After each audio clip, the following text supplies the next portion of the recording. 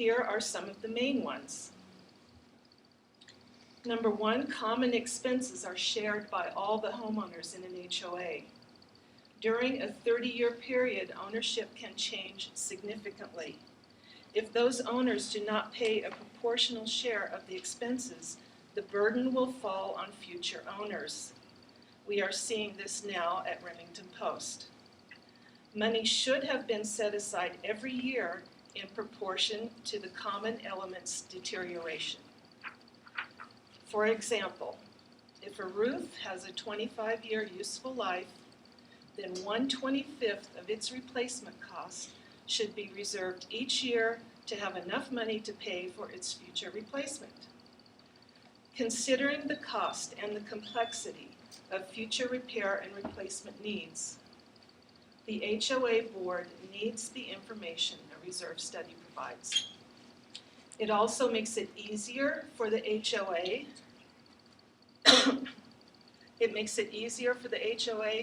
to transition into new management and board members as the need arises. With a current reserve study as a reference, new board members and managers can quickly acquaint themselves with the unique situations of their HOAs. As you know, the board has a fiduciary duty to the members to operate the HOA using good business judgment. The HOA managers have a contractual responsibility to advise the board about maintenance and financial matters which a reserve study discloses. We are in a tough economic climate right now. I don't need to tell any of you that. And buyers and lenders are increasingly paying very close attention to an HOA's reserves before either buying or approving financing for a buyer. Many lenders have followed the FHA's lead in requiring a current reserve study to be provided by the HOA before they will approve any condominium project financing through FHA. And just a side note about FHA. The Department of Housing and Urban Development, HUD, has implemented temporary rules regarding FHA loans that will be in effect until August of 2014. They will now require only 50% owner occupancy at condominium projects in order to qualify for FHA financing, which is good news for Remington Post. If adequate funds are not set aside on a systematic basis, simple logic dictates that special assessments will become a permanent feature of Remington Post. Nobody wants that. And frankly, failure to implement a responsible reserve policy not only brings down all our property values, it could actually end up destroying our HOA.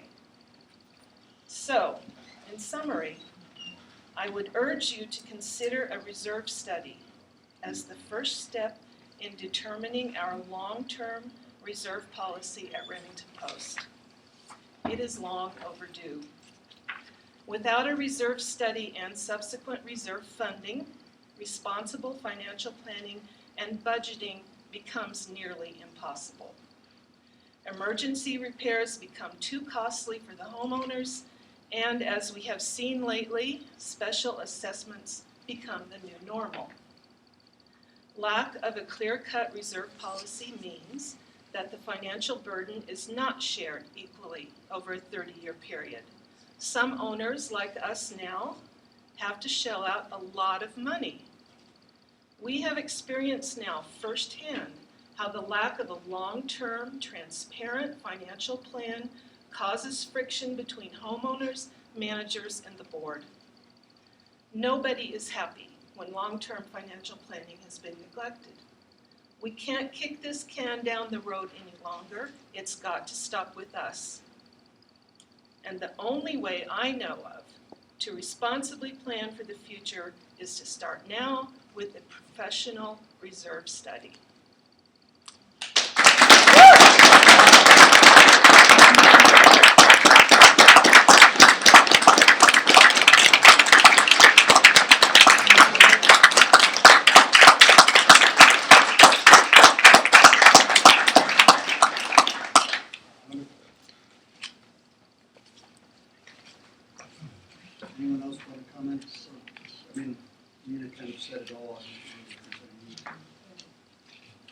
So when You said it better than any of us could have said it. So when are we going to have the professional? this is a part of getting advice about professional management. It's a part of what the people I've been speaking to, that's one of the things they wanted to know right away. And they're looking over past years, past assessments, how our money's been spent annually, our annual budgets, vendors we've been using, and the current guesswork around the reserves, what the state of things not covered in this current assessment was. And I had to say, well, here's what the guesswork is. And they come back with, and we need a reserve study. So, and it isn't as though we haven't heard the word reserve study in a board meeting since I've been here. We've heard it a lot. It just never got done. May I add one more thing? Absolutely. I would just like to add. Inexcusable if you're a professional. And in the perfect moral universe, inexcusable, yes. Thank you. I would just like to add one thing.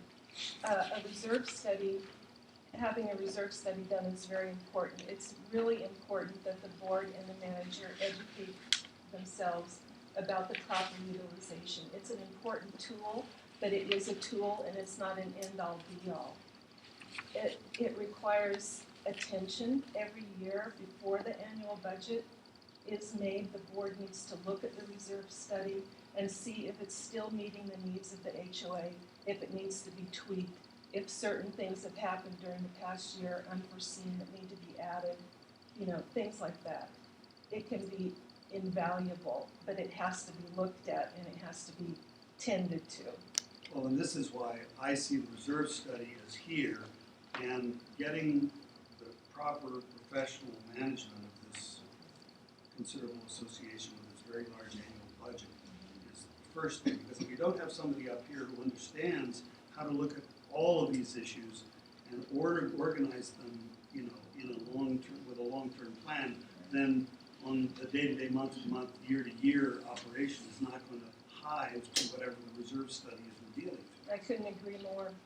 That's true. And a professional management I'm sure they will insist upon a reserve study. And they will also be able to advise the board about how to correctly utilize a reserve study. And this information needs to be made available to the ownership. And this information needs to be made available to the ownership. Oh, well, yeah, all this information will be made. Transparency is key. I have kind of an overarching question. There have been a lot of statements made today, and it sounds like the board is receptive to them. Can we expect these to be on agendas for future board meetings to be voted on and actually declared as policy? Well, in my president's report, which we haven't gotten to, this was going to be the substance of my comments. My plan for trying to get something going about, looking into getting professional advice about the HOA's management, how we've approached all of this over many years. It's not just about Barney, it's not just about the staff we have, it's not just about this board, it's about a broad picture and where are we now and what do we need to be professional going forward. And in the course of that, I want to have proposals on the table that could be considered by the board at the October meeting. And my own ambition is that we be in a position to make a decision about professional management, whatever model we choose. There are various models, as anyone who comes next month will find out. But I think we need to choose a model and commit to it before we settle the budget in November for next year. So I don't think 6 months to a year is an acceptable timeline. There's too much going on.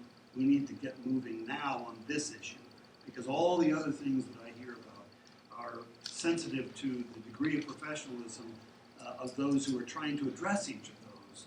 And as one of those people who's trying to do that, who's aware of their lack of expertise, I recommend that we move first on this and then later on. Could I ask who you're talking to? Yes, I'm talking to, and she will be coming to the board next month. The person I've been talking to most is a woman named Beth Silverman. She works with mock property management.